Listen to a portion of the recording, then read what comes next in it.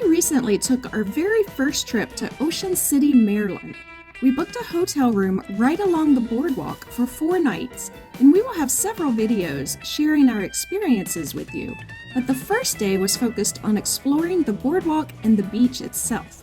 That is what we'll focus on in this video. At the south end of the boardwalk, we find the Ocean City Lifesaving Museum. We have seen one of these in the Outer Banks and in Virginia Beach.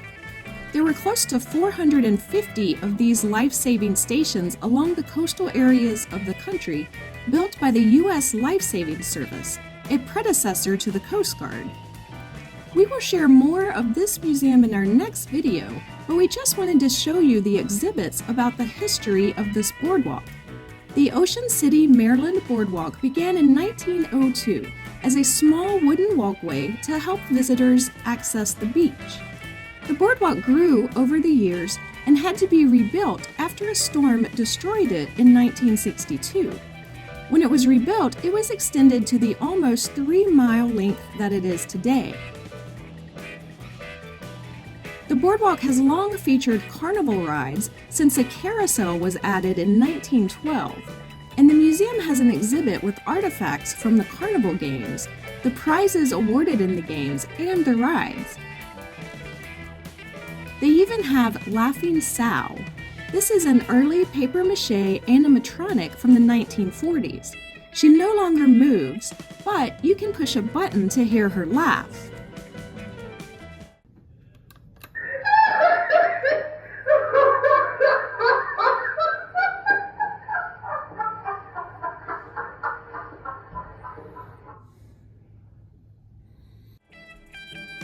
So from there, let's get out on the boards and take a look at just some of the things this boardwalk has to offer. Right after the museum, we very shortly came to the tram stop. There's a tram that goes from one end of the boardwalk to the other. If you aren't waiting at a stop at the end of the line, you have to flag it down like you're hailing a cab. Rides are $5 per person, and you pay the ticket seller sitting at the back of the tram after you flag it down. You just raise your hand whenever you're ready to get off the tram, and they'll come to a stop and let you exit wherever they are along the boardwalk. But each time you board the tram throughout the day is another $5 fare. There are actually a couple of amusement parks along the boardwalk. The first one we came to was Trimper's Rides. A man named Daniel Trimper put a carousel on this boardwalk in 1912, and ever since, his family has managed a number of fun family rides along the boardwalk.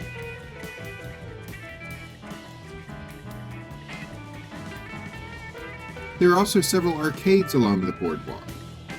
Did we stop at the first one we came to for some skee-ball? Of course we did. They had a lot of other fun games there as well.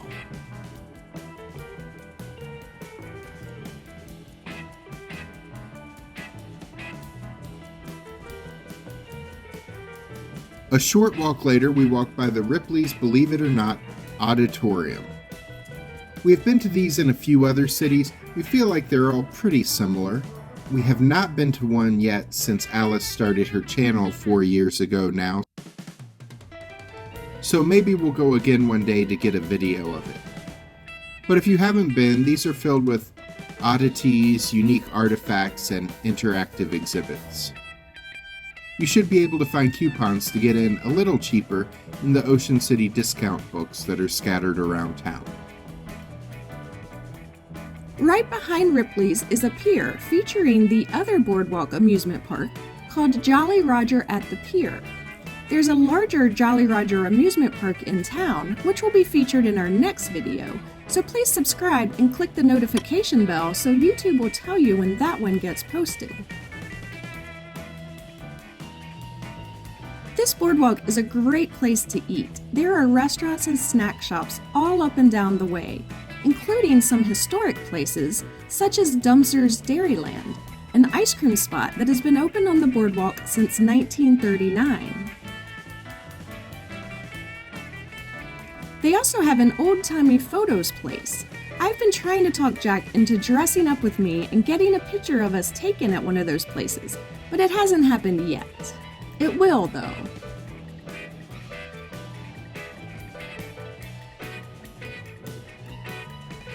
This beach had beach volleyball courts, but on the day that we were out exploring, they also had a youth beach soccer tournament going on. And there were also professional speedboat races taking place while we were there. These were being broadcast on YouTube. We didn't have a great view from the boardwalk, but it was close enough that you could see what was happening with the boats speeding over the water, being chased by helicopters who were filming the races for broadcast. One of the boats flipped over in one of the races and lost its motor. We didn't see that happen, but we heard a lot of people talking about it for the next couple of days. So there were a lot of events happening at the beach. Now, when we first arrived in the morning, there was an attraction that Jack wanted to check out that hadn't opened yet. But when it did open, we rushed back toward the haunted house. I will let him tell you all about it. This haunted house is an old-school dark ride built in 1964, though it has been added to in the years since. It's a vintage dark ride designed by Bill Tracy, whose career began as an art designer for Ringling Brothers and Barnum and Bailey Circus. He would go on to create window displays and parade floats for Macy's, and eventually, he was known as one of the best dark ride designers in the amusement park industry. And this is one of only a handful of Bill Tracy's rides left in operation today. Obviously, this ride doesn't have the use of much modern technology that you can see on dark rides at theme parks today, but this 5-minute dark ride was amazing. We laughed a lot, and there were a couple of times that we actually were startled when actual people dressed as scare actors jumped out at us as we rode through. But for the most part, it's really not so scary. Tickets were about $8 per person.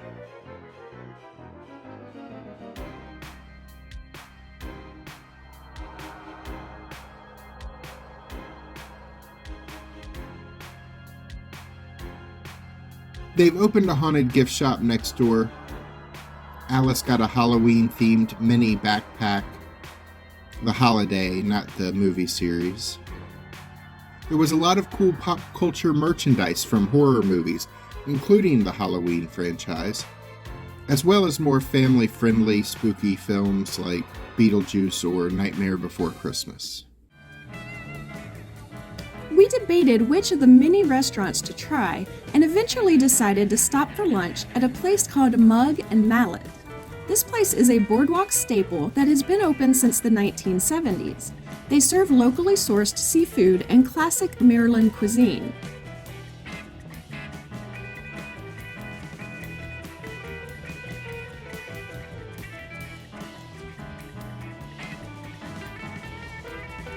We sat in the outside seating along the boardwalk, watching the feet go by, since the seating area is several steps down from the boardwalk.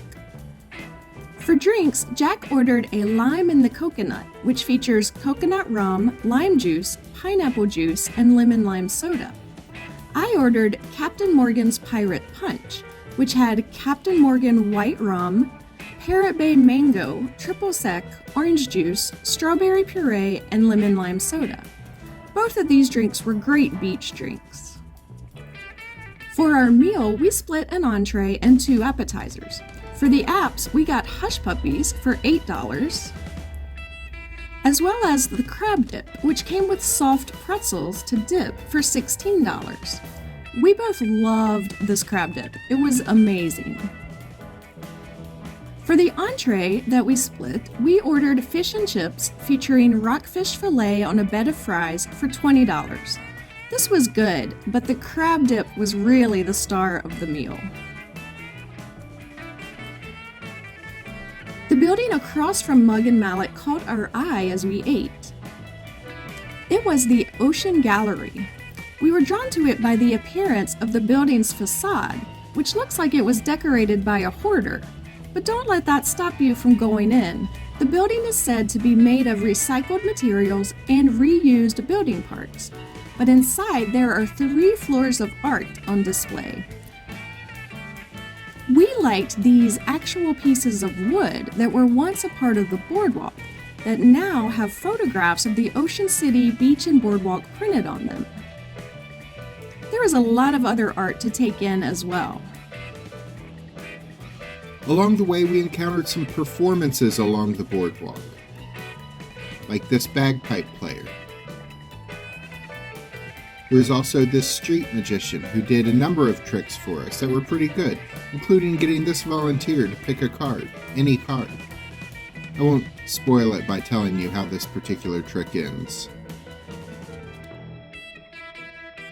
We stopped in at this souvenir store and actually found a number of reasonably priced souvenirs here, including matching Ocean City t-shirts that we purchased, which we will never both be wearing at the same time.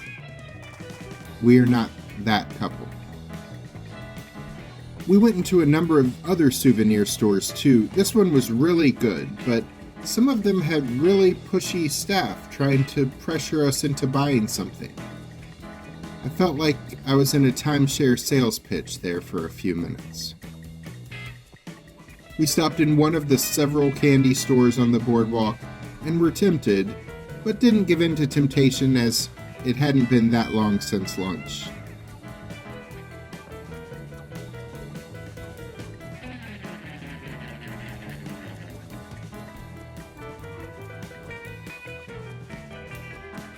As we walked and rode up and down the boardwalk, we passed a lot of hotels, a lot of restaurants, a lot of gift shops. There was too much to put it all in this video. The Travel Channel voted this boardwalk the best in America, and many other lists have the Ocean City Boardwalk in the top 10 best boardwalks in the US. There is a lot to do here. If you get a room along the boardwalk, you can just park your car at the hotel and have no need to leave this area throughout your stay. There are attractions for the whole family to enjoy along this 3-mile stretch of land, the greatest of which is, of course, the beach. It is a really great, wide-open beach with lots of space for you to enjoy a day in the sun. There are cool sand sculptures to be found along the way, some playgrounds, and places to rent beach chairs and beach umbrellas too.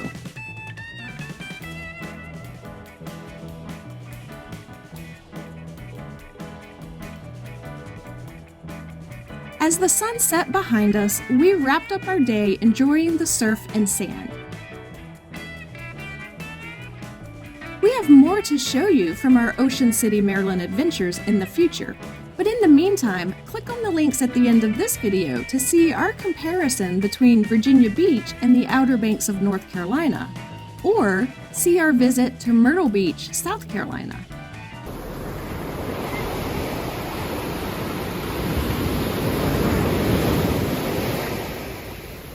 I'm Alice. And I'm Jack. We'll see you the next time we're traveling through.